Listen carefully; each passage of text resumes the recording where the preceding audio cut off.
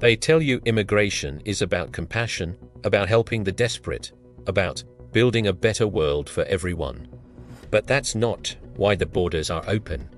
That's not why millions of people are flooding across continents, abandoning their homelands, cramming into boats and buses and freight trains to reach countries that can barely house their own citizens. Immigration isn't happening because of humanitarian crisis. Immigration is happening because it's the most profitable wealth transfer mechanism ever devised. And the same families, the same corporations, the same financial institutions that have used every other crisis to extract wealth from working people have figured out how to weaponize human desperation for unprecedented profit. This isn't about race. This isn't about culture. This isn't about politics. This is about money. Massive, systematic, generational wealth extraction that uses immigration as a tool to suppress wages, inflate assets, and transfer wealth from the middle class to the ownership class.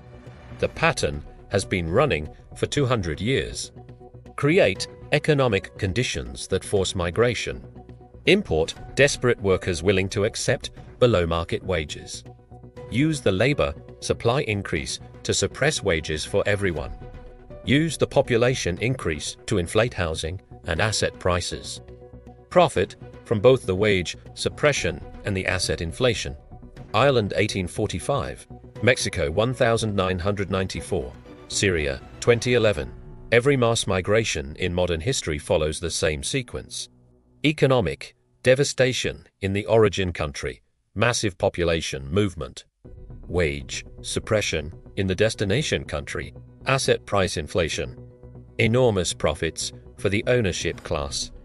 And right now, as millions cross the US-Mexico border, as boats full of migrants cross the Mediterranean, as European cities fill with refugees, the same formula is generating wealth transfers that make the 2008 financial crisis look insignificant.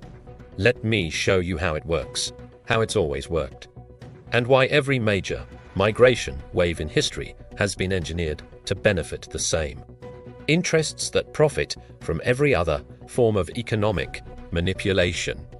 The Irish blueprint, starvation as strategy. 1845 Ireland, the potato blight hits. But potatoes aren't the only food in Ireland.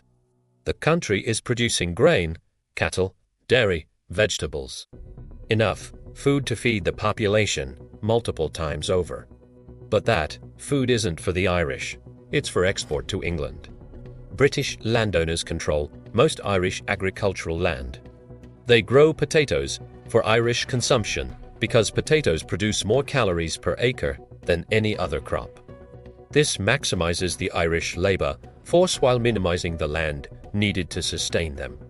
The rest of the land produces grain for export. Highly profitable grain that ships to English cities and European markets. When the potato blight destroys the only food source available to the Irish population, the grain exports continue. Ships laden with Irish-grown food sail past Irish people dying of starvation. 40,000 tons of grain leave Irish ports in 1847. The worst year of the famine, while 400,000 Irish people starved to death. This isn't natural disaster. This is engineered famine. The British government, controlled by the same landowning class that profits from Irish grain exports, refuses to stop food exports or provide adequate relief. They claim free market principles prevent government intervention. But these same principles mysteriously don't apply when British interests are threatened elsewhere. But the famine serves multiple purposes that become the template for every subsequent migration engineering operation. First, it eliminates excess population. Ireland had 8 million people before the famine. Too many for efficient land use from the perspective of export agriculture. The famine kills 1 million and forces 2 million to emigrate. Second, it provides cheap labor for British industry. Irish immigrants flooding into English cities will work for wages that English workers won't accept. Third, it consolidates land ownership. Small Irish farmers, bankrupt from crop failure, sell their land to large British estates for pennies on the pound. The famine transfers wealth from Irish farmers to British landlords while providing British industry with desperate workers willing to accept subsistence wages, and it works perfectly. Irish immigrants arrive in Liverpool, Manchester, London, willing to work 14-hour days in textile mills for half the wages English workers demand. Factory owners profit from the labor cost reduction, while English workers face wage competition that forces them to accept lower pay or lose their jobs. But the industrialists don't just profit from wage suppression. They profit from housing the immigrants. Irish families crowd into tenements owned by the same factory owners who employ them. They pay rent that consumes 60 to 70% of their wages. The factory owners profit from their labor and their desperation for shelter. Meanwhile, the food exports that created the famine continued generating profits for the landowners who engineered it. This is the immigration weapon at its most primitive. Create conditions that force migration, import desperate workers, suppress wages, inflate housing costs, profit from both labor exploitation and housing scarcity. The pattern is now established, and it will be repeated with increasing sophistication for the next 180 years. The industrial acceleration, Europe to America. By 1880, American industrialists have learned from the Irish model. They need workers for steel mills, railroads, factories. But American workers are demanding higher wages, better conditions, shorter hours. The solution is immigration, but not random immigration, engineered immigration. American corporations fund immigration societies in Europe. These organizations provide information about American opportunities, assist with travel arrangements, and sometimes pay transportation costs. But they're not humanitarian organizations. They're corporate recruiting agencies. The recruitment materials paint America as a land of unlimited opportunity while carefully omitting information about working conditions, wage levels, and housing costs. They show images of prosperous American workers while failing to mention that those workers achieved prosperity before immigrant competition drove wages down. But they don't recruit randomly. They target specific populations facing specific crises. German agricultural workers displaced by modernization. Italian peasants facing economic upheaval from unification. Eastern European Jews fleeing pogroms. Scandinavian farmers hit by crop failures. Each group is recruited for specific industries. Germans for brewing and manufacturing because of their technical skills. Italians for construction and mining because of their willingness to do dangerous work. Eastern Europeans for garment factories because of their experience with textiles.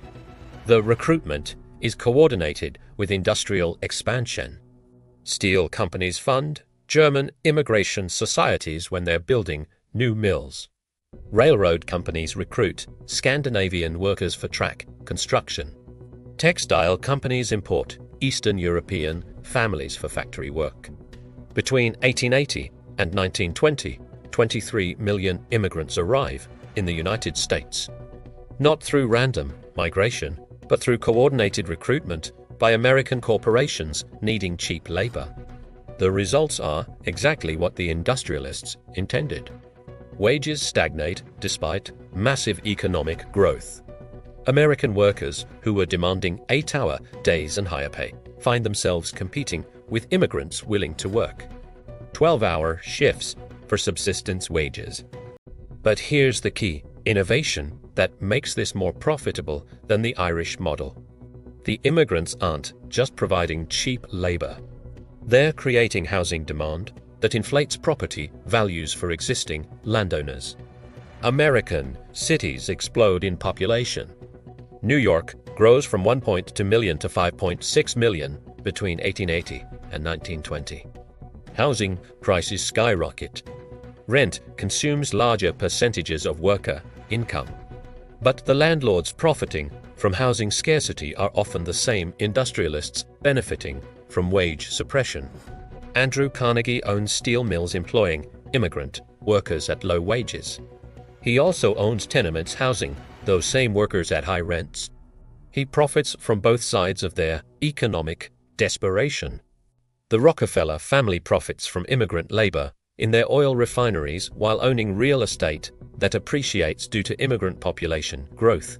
This is the formula perfected. Use immigration to suppress labor costs while inflating asset prices. Profit from both the cost savings and the asset appreciation. And the beauty of the system is that native workers blame immigrants for their economic problems instead of blaming the industrialists who engineered the competition. The immigrants become scapegoats while the actual beneficiaries remain invisible. NAFTA and the Mexican acceleration. 1994 The North American Free Trade Agreement takes effect.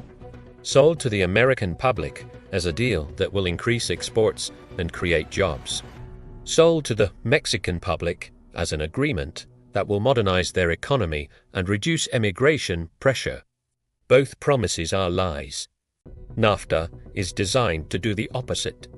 Destroy Mexican agriculture, create massive unemployment, and force millions of Mexicans to migrate north as cheap labor for American corporations. Here's how it works, step by calculated step. NAFTA eliminates tariffs on agricultural products between the United States and Mexico.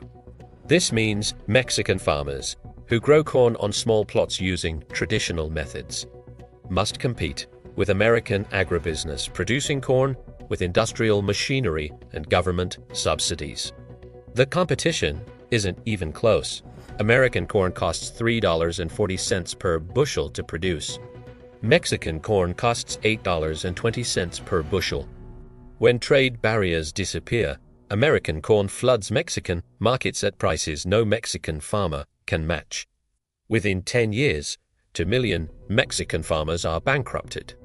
They can't sell their corn for enough to cover production costs. They lose their land, their livelihood, their communities. But NAFTA doesn't stop with agriculture. It also allows American corporations to build manufacturing plants in Mexico using Mexican workers at Mexican wages, then export the products duty-free to American markets. This devastates American manufacturing while providing only temporary employment for Mexican workers. The factories pay wages that are high by Mexican standards but low by American standards. And they can relocate to even cheaper countries when Mexican wages rise. So NAFTA destroys both Mexican agriculture and American manufacturing while creating a pool of displaced workers in both countries. The displaced Mexican farmers have 3 options: starve, work in American-owned factories for subsistence wages, or migrate north to find better-paying work. Millions choose migration. Between 1994 and 2008, an estimated 6 million Mexicans migrate to the United States, the largest migration wave in American history. And it's entirely predictable because it's entirely engineered. The same corporations that lobbied for NAFTA benefit from the migration it creates. Tyson Foods, Conagra, and other agribusiness companies lobbied for NAFTA knowing it would bankrupt Mexican farmers and create a labor supply for their American operations. These companies now employ hundreds of thousands of Mexican immigrants in meatpacking plants, processing facilities, and agricultural operations. The wages they pay are higher than what workers earned in rural Mexico but lower than what they paid American workers before the immigration wave. Construction companies like KB Home and Lenner lobbied for NAFTA and now employ Mexican immigrants in residential construction at wages 30 to 40% below what American construction workers earned in 1990. But the corporations don't just profit from wage suppression. They profit from the population growth that immigration creates. Those same Construction companies building houses with immigrant labor are selling those houses at inflated prices driven by population growth from immigration. Those same retail corporations paying low wages to immigrant workers are serving immigrant customers, whose presence increases demand for retail space and drives up commercial real estate prices. The immigration creates both cost savings and revenue increases for the corporations that engineered it. Manuel. American workers see their wages stagnate or decline, while housing costs increase due to population pressure. Mexican workers see their traditional economy destroyed while becoming dependent on American employment. Both populations suffer. The corporations profit. The Syrian conflict involves the United States, Russia, Iran, Turkey, Saudi Arabia, Israel, and multiple proxy groups. Each faction has interests that require prolonged instability rather than quick resolution. For American and European corporations, Syrian refugees provide the same function. Mexican immigrants provided after NAFTA, a desperate labor force willing to work for below-market wages.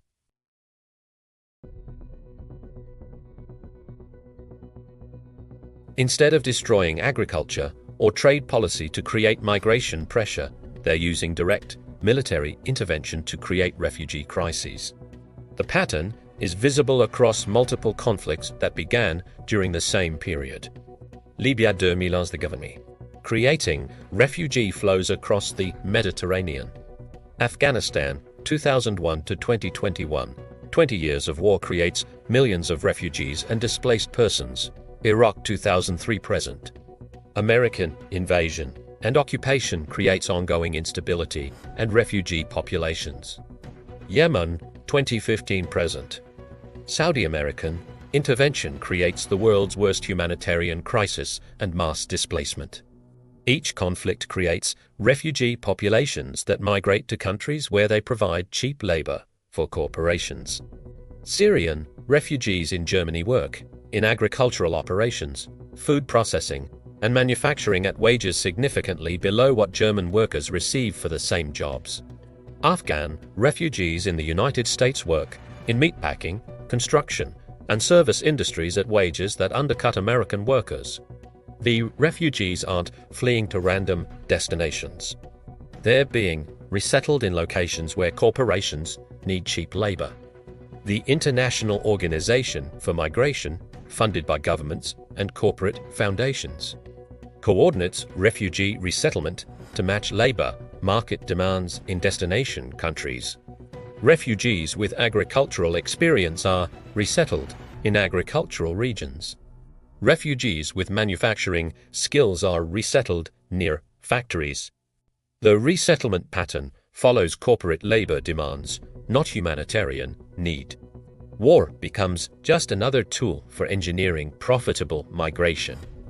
The current Operation Border Crisis as Business Model 2021 to 2024, the US-Mexico border. An estimated 8 million people cross illegally during the Biden administration, the largest migration wave in American history. But this isn't happening because of sudden changes in Latin American countries. This is happening because American policies have intentionally created the conditions for mass migration. The process begins years before the migrants reach the border. American foreign policy destabilizes Central and South American economies through sanctions, trade policies, and political interventions. These create economic displacement that forces people to consider migration. American immigration policies signal that successful border crossing will result in work permits, government benefits, and eventual path to citizenship. This creates incentive for migration. American corporations coordinate to ensure transportation. Networks exist to move migrants from origin countries to the US border.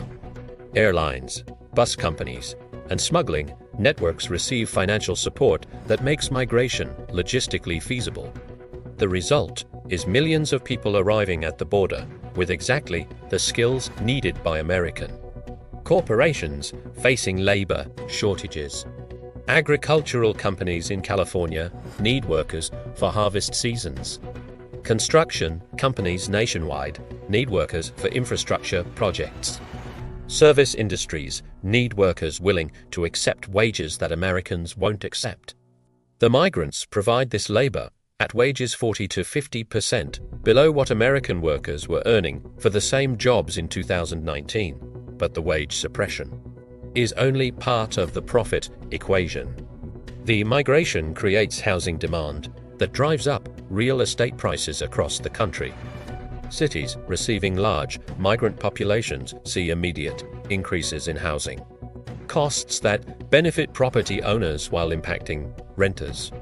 The same investment firms that own rental properties lobby for policies that increase immigration because they profit from the resulting housing scarcity. The same construction companies that employ immigrant labor build housing for immigrant populations, profiting from both wage savings and construction demand. Every aspect of the migration creates revenue streams for corporate interests while creating cost pressures for working families. American workers face wage competition that forces them to accept lower pay or lose employment. American renters face housing cost increases that consume larger portions of their income. The migration transfers wealth from American workers to corporate owners while providing those owners with a political narrative that prevents opposition. Anyone opposing immigration policies is labeled racist. Anyone pointing out wage impacts is called xenophobic. Anyone questioning the costs is accused of lacking compassion. The moral framing makes economic critique impossible while the wealth extraction continues. The digital coordination. The current operation represents a technological advancement that previous immigration waves lacked. Digital coordination. Migrants receive smartphones and applications that provide real-time information about border crossing points, transportation options, legal assistance, and employment opportunities. The applications are funded by non-profit organizations that receive money from corporate foundations whose donors benefit from immigration. The same corporations profiting from wage suppression fund the technology that facilitates the migration, creating the wage suppression. Social media platforms amplify success stories of migrants who successfully crossed and found employment, creating incentive for others to attempt the journey. The platforms suppress information about the negative impacts of migration on destination communities, ensuring that only positive messaging reaches potential migrants. This creates a feedback loop where successful migration generates more migration, creating continuously increasing labor supply that prevents wages from rising even in tight labor markets. The digital coordination also allows for precision targeting. Migrants with agricultural skills are directed to agricultural regions. Migrants with construction experience are directed to cities with construction labor shortages. The migration becomes optimized for corporate labor demands rather than random population movement. And the technology creates data about migrant populations that allows corporations to plan labor strategies years in advance. They know how many workers are coming, what skills they have, and where they'll be located. This allows for precise wage and benefit calculations that maximize profit from immigration. The immigration weapon has been upgraded from a blunt instrument that created general labor supply increases to a precision tool that delivers specific workers to specific locations at specific times. Who benefits? The modern network. The corporations profiting from current immigration policies are the same entities that have used every previous crisis to extract wealth from working people. BlackRock, which manages $10 trillion in assets, lobbies for immigration policies while owning residential real estate that appreciates due to population growth from immigration. Amazon employs hundreds of thousands of immigrants in fulfillment centers and delivery operations at wages that undercut traditional logistics. Workers, while serving immigrant populations whose purchasing power justifies warehouse expansion. Major construction companies like Lena and KB Home employ immigrant labor while building housing for immigrant populations, profiting from both labor cost savings and housing demand increases. Agricultural corporations like Tyson Foods, JBS, and Cargill employ immigrant labor in meat processing and farming operations while lobbying for policies that maintain immigration flows. Technology companies like Apple, Google, and Microsoft lobby for skilled immigration that suppresses wages for American engineers while serving immigrant populations whose presence justifies tech infrastructure expansion. The hospitality industry employs immigrants in hotels, restaurants, and service positions at wages below what American workers will accept, while serving immigrant populations whose presence increases demand for hospitality services. Each industry profits from both wage suppression and demand increases created by immigration. But the most sophisticated players profit from immigration indirectly through financial markets. Investment firms own shares in companies that benefit from immigration while owning real estate that appreciates due to immigration-driven population growth. They profit from both the corporate cost savings and the asset price inflation that immigration creates. Private equity firms buy companies, reduce labor costs through immigrant employment, and sell them for higher valuations based on improved profit margins.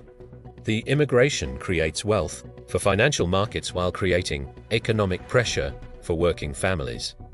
The self-perpetuating cycle immigration creates economic conditions that require more immigration. When wages are suppressed through immigrant labor competition, American workers can't afford to have children. Birth rates decline below replacement level.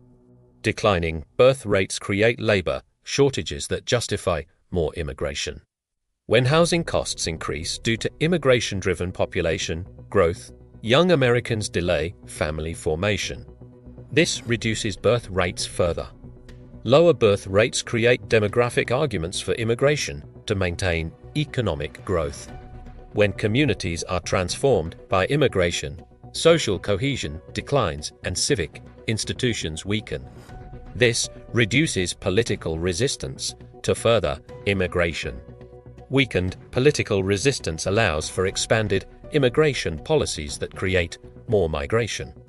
The immigration creates the conditions that justify more immigration, creating a cycle that benefits the ownership class while continuously undermining the position of working families.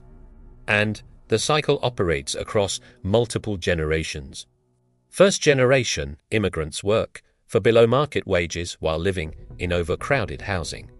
Second-generation immigrants achieve slightly higher wages but face competition from new immigrant waves that prevent significant advancement.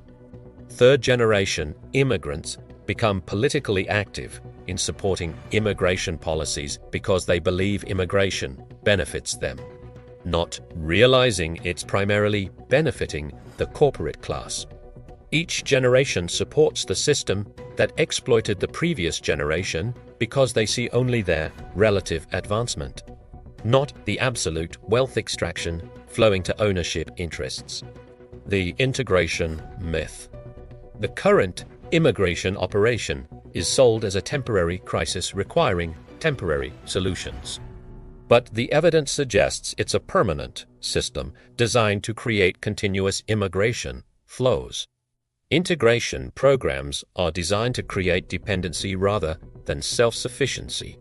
Immigrants receive government benefits that require continued legal status to maintain. This creates political incentive to support policies that expand immigration. Immigrants receive job training that qualifies them for industries dependent on immigrant labor.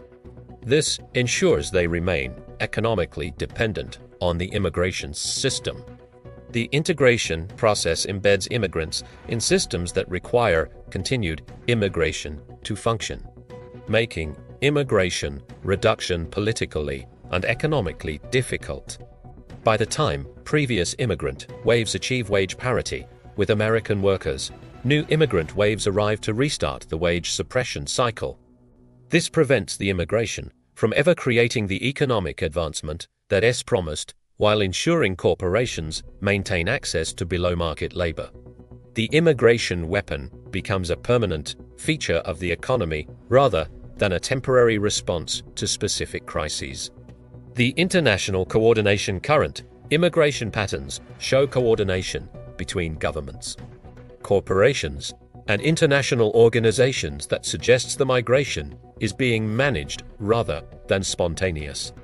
The United Nations, World Economic Forum, and other international organizations publish reports advocating for immigration as a solution to demographic and economic challenges.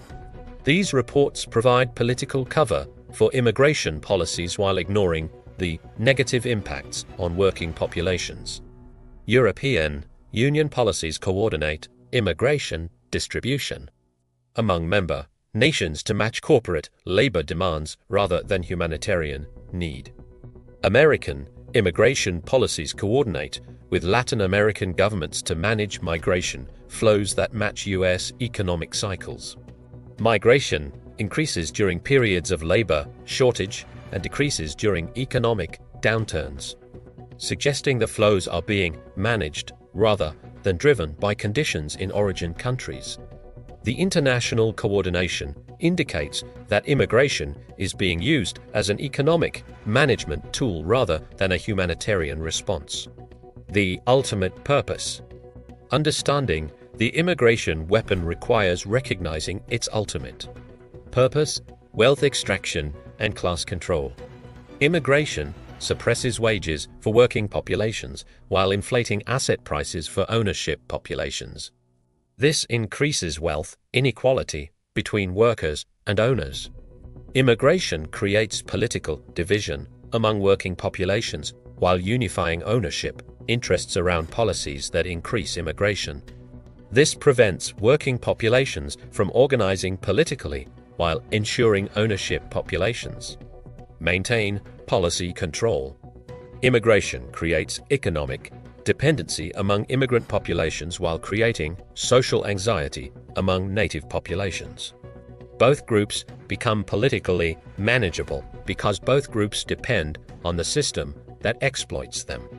200 years of evidence shows the same pattern: economic crisis in origin countries, mass migration to destination countries, wage suppression, and asset inflation in destination countries, enormous profits for ownership classes. The methods have become more sophisticated. The coordination has become more precise. The profits have become larger. But the fundamental pattern remains unchanged. Create desperation, import desperation. Profit from desperation. The immigration weapon is the most effective wealth extraction tool ever devised because it weaponizes human compassion against economic self-interest. People who would resist direct wealth confiscation support immigration policies that transfer wealth indirectly through wage suppression and asset inflation. The moral framing prevents economic analysis while the wealth extraction continues. They don't create immigration because they're evil. They create it because it's profitable. And until people understand the economic mechanism, the weapon will keep working.